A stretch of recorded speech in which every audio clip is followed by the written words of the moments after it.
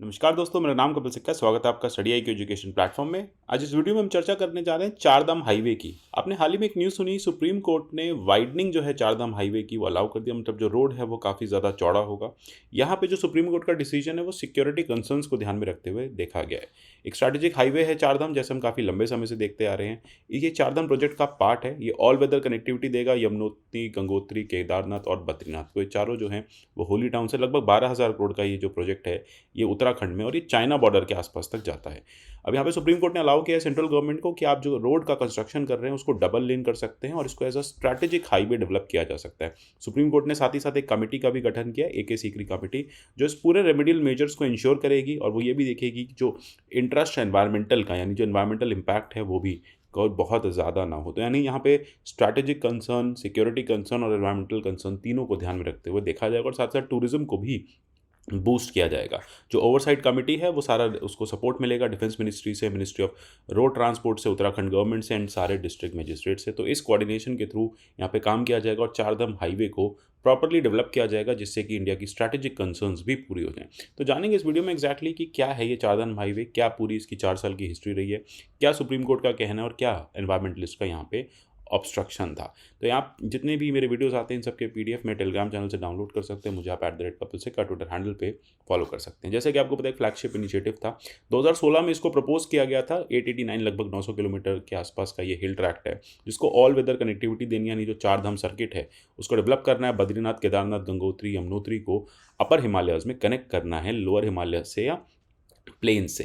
अब यहाँ पे हम बात करेंगे कि जो ये फाउंडेशन है 2016 में रखी गई थी और ये कहा गया था कि उस टाइम के जो फ्लैश फ्लड्स में लोग मरे हैं उनके लिए ये एक तरह से ट्रिब्यूट है।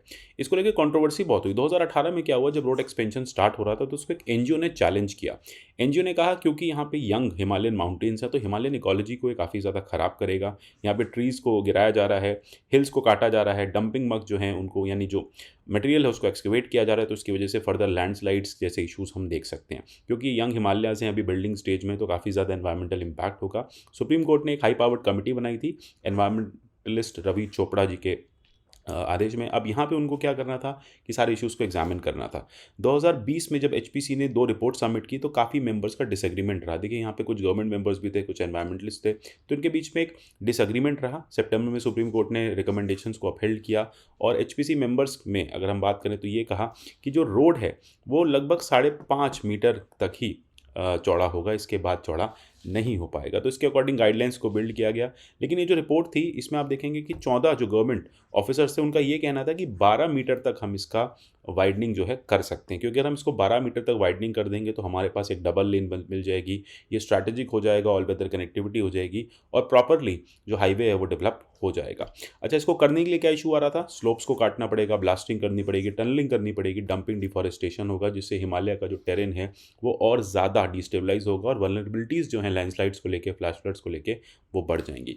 अब इसी रुख में जब यहाँ पे मिनिस्ट्री ऑफ रोड ट्रांसपोर्ट ने काम स्टार्ट कर दिया तो यही कहना था एनवायरमेंटलिस्ट का कि कोई रूल ऑफ लॉ है नहीं। ऑलरेडी हम इस बारे में चर्चा कर चुके हैं कि 5.5 मीटर से ज़्यादा इसको वाइड नहीं करना है, लेकिन कई अथॉरिटीज़ इसको ज़्यादा वाइड कर रही हैं, तो कोई रूल ऑफ लॉ एग्जिस्ट नहीं करता। साथ ही साथ उन्होंने ये भी 2020 में एक एक्विजिशन लगाया कोर्ट में कि यहाँ पे बिना वैलिड मतलब बिना परमिशन के काम जो है वो शुरू कर दिया गया है। फॉरेस्ट डिपार्टमेंट जो है ट्रीज़ की मतलब जो संख्या है वो छुपा रहा है, बता नहीं रहा एग्जैक्टली कितने यहाँ पे ट्री गिराए गए हैं। वो ये कह रहा है कि एम्बिशियस प्रोजेक्ट है तो इसको हम अपने हिसाब से चलाएंगे। सबसे बड़ी बात है, पुरानी क्लियरेंसेस को मिसयूज़ किया जा रहा है, एनॉर्मस हिल कटिंग की जा रही है, इलीगल ट्री फेलिंग की जा रही है। तो ये सारी चीज़ें काफ़ी ज़्यादा इश्यूज़ क्रिएट कर रहे हैं। इसी के साथ साथ बहुत ज़्यादा एक्सकेवेशन हो रहा है, मक हो रहा है काफ़ी ज़्यादा, जो पहाड़ हैं उनको खाली किया जा रहा है, उसमें से काफ़ी मलबा जो है वो निकाला जा रहा है, तो उसकी वजह से पहाड़ गिरने के या जो लैंडस्लाइड्स के चांसेस हैं वो बढ़ते जा रहे हैं। फॉल्स डिक्लेरेशन, जैसे मैंने आपको बताया है कितने ट्री एग्जैक्टली गिरे हैं, कितने रिपोर्ट किए जा रहे हैं, तो इसके भी एक काफ़ी मिसमैच आ रहा है। तो इससे क्या, जितने भी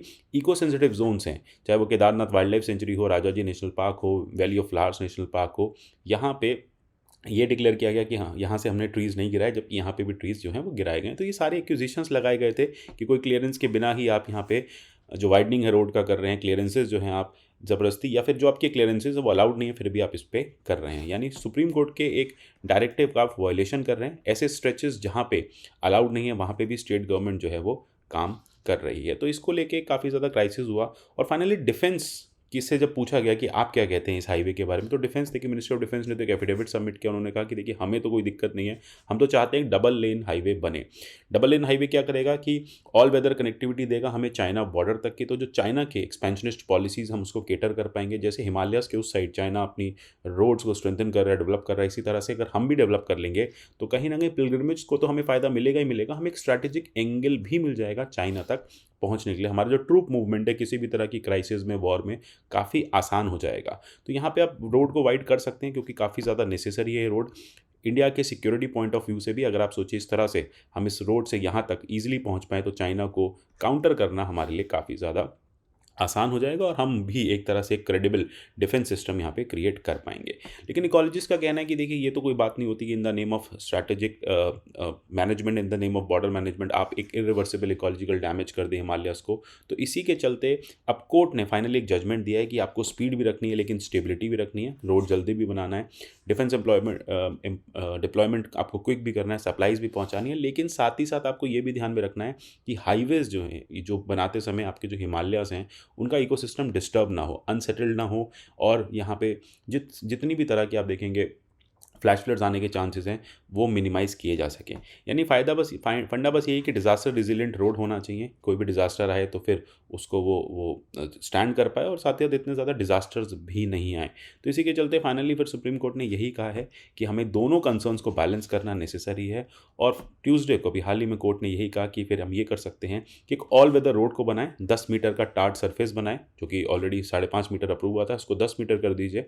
और साथ ही साथ आप ये चारधाम प्रोजेक्ट को फर्दर आगे बढ़ाइए, स्ट्रैटेजिक फीडर्स आप दे सकते हैं साथ ही साथ इंडो चाइना बॉर्डर को, और इसी के साथ जो हमारी रोड्स हैं वो भी बन जाएंगी, चारधाम कनेक्टिविटी भी हो जाएगी, और जो हमारा डिफेंस का जो इशू है, जो डिफेंस की कंसर्न है, वो भी एड्रेस हो जाएगी। यानी इस हाईवे बनने से काफ़ी ज़्यादा जो है बेनिफिट्स हुए होने वाले हैं। लेकिन हाँ, इसके ऑपोजिट साइड कहीं ना कहीं इकोलॉजिकल डैमेजेस ज़रूर दिखेंगे, उसको सरकार को ध्यान में रखना होगा, एग्जैक्टली देखना होगा कि उन डैमेजेस को हम अगले आने वाले किसी भी तरह के फ्लैश फ्लड्स या उन डैमेजेस से हम आने वाले फ्लैश फ्लड्स या कोई भी नेगेटिव इम्पैक्ट है उसको कैसे रोकेंगे। तो अभी तो फिलहाल यही हुआ है कि इस रोड को बनाया जाएगा, इसको ग्रीन सिग्नल मिल गया है, वाइडन जो है ज़्यादा होगी, जहाँ 12.5 मीटर नहीं है बट एटलीस्ट 10-10.5 मीटर अब रोड आपको वाइडन मिलेगी, यानी डबल लेनिंग जो है हाईवे की वो अलाउ कर दी गई है। आशा करता हूँ अब आप भी जल्द इस रोड से ट्रैवल करेंगे, पहुँचेंगे चारधाम। मिलते हैं अगले किसी सेशन में, तब तक के लिए goodbye, take care and God bless you all.